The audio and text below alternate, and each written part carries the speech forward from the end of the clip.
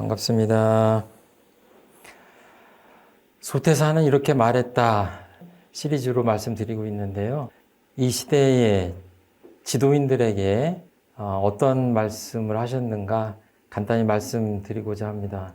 우리나라도 대통령 선거 때문에 많은 후보자들이 나서고 있고 아직도 많은 사람들이 더 후보자로 나설 것 같은데요.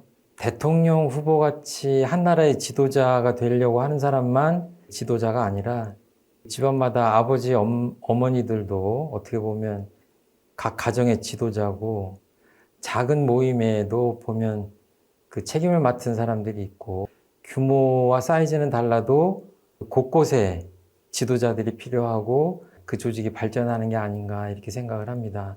나부터 이 소태산 대종사님이 우리에게 들려주신 지도인으로서 준비할 요법을 마음에 새기면 좋겠다. 이 시간이 그런 시간이 됐으면 좋겠습니다. 첫 번째는 지도받는 사람 이상의 지식을 가질 것이요. 두 번째는 지도받는 사람에게 신용을 잃지 말 것이요. 세 번째는 지도받는 사람에게 사리를 취하지 말 것이요. 개인적인 이익이란 얘기죠. 네 번째는 일을 당할 때마다 지행을 대조할 것이니라. 그러니까 아르마리와 행동이란 얘기죠. 지행합의를 할 때 이 네 가지입니다. 지도자를 여기서는 이제 지도인이라고 표현을 했지만 그냥 지도자다 이렇게 생각을 해서 다른 사람을 가르치거나 일정 방향으로 이렇게 이끌어 가고자 하는 사람들을 통칭해서 지도자다 이렇게 생각하시면 될 것 같아요.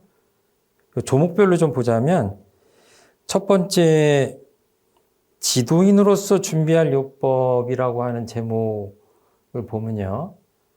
지도인이 되려고 하는 사람은 많은데 지도인이 되기 위한 어떤 그 학습, 준비 이런 것들을 충분히 하는 사람들은 의외로 적은 것 아니냐.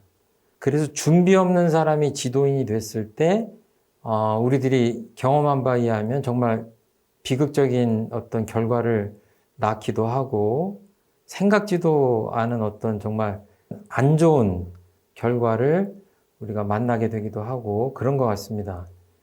역사 속에서도 보면 정말 지도자로서 충분한 자질을 준비하고 그런 사람들이 지도자가 됐을 때 하고 그렇지 않았을 때 하고 그 차이는 정말 엄청나게 큰 것 같아요. 그래서 이제 요목을 보면 첫 번째 지도받는 사람 이상의 지식을 가질 것이요 그랬는데 이거는 정말 지혜나 지식을 갖춰야 된다.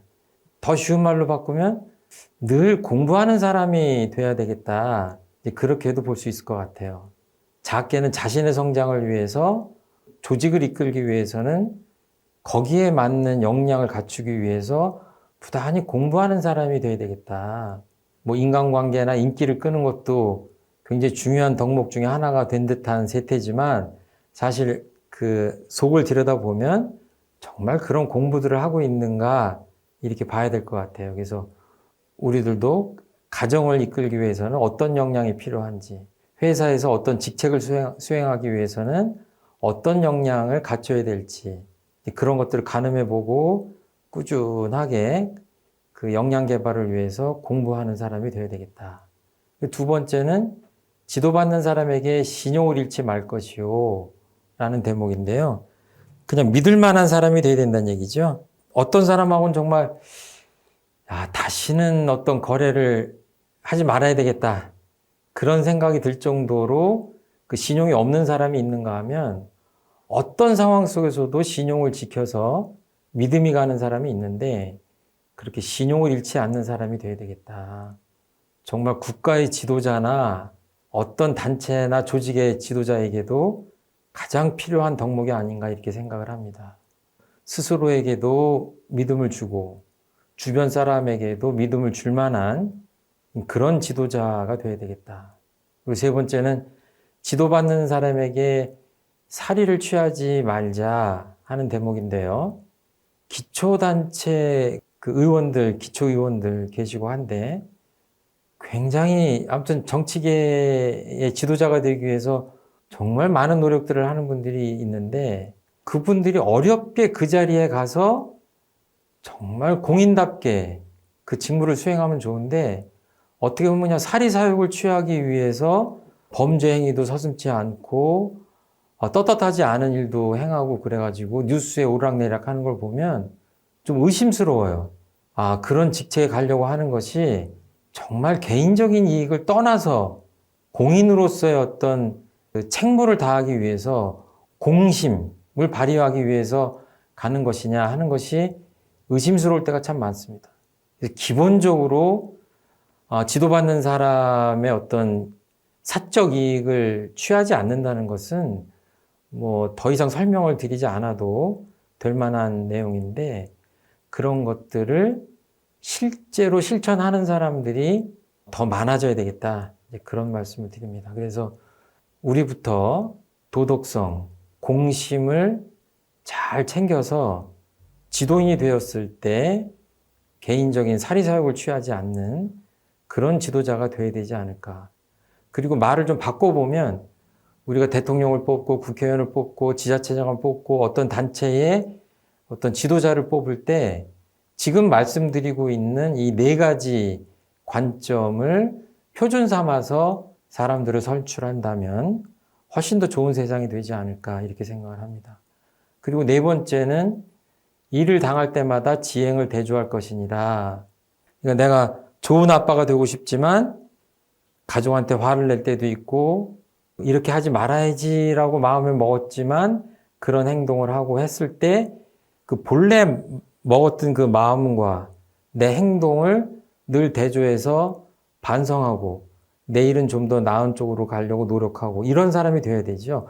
너무나 당연한 이야기지만 굵직굵직한 지도자들이 이런 것들을 하지 않기 때문에 성찰하는 삶 또는 반성하는 삶을 뒤로 하고 그냥 자기는 드러나지 않으면 아무 잘못이 없는 듯하고 다른 사람에게만 많은 것들을 요구하고 이제 그런 지도자들이 우리 곁에 있는 게 아닌가 하는 그런 생각을 하게 됩니다.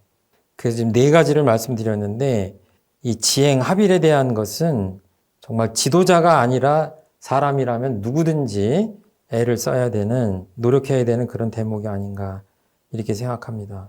훌륭한 지도자라고 하는 것은 다른 말로 하면 믿을 만한 지도자가 되는 것 같아요. 앞에 그 네 가지 말씀을 드렸죠.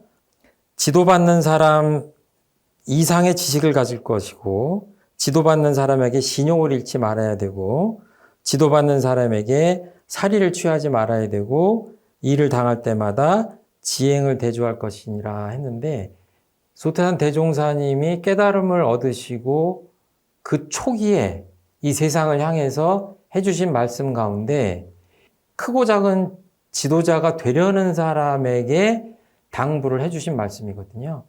특별히 대통령이나 국회의원에게만 해당되는 일이 아니라 우리 모든 사람이 보감 삼아서 유념해서 이렇게 자신을 성장시켜 간다면 우리가 어느 자리에 가든지 훌륭한 지도자가 될 수 있고 더 나은 세상이 될 수 있지 않을까 이렇게 생각합니다. 그래서 아주 평범하고 상식적인 그런 내용이지만 우리가 이것들을 실천한다고 하는 것은 결코 쉬운 일이 아닌 것 같아요.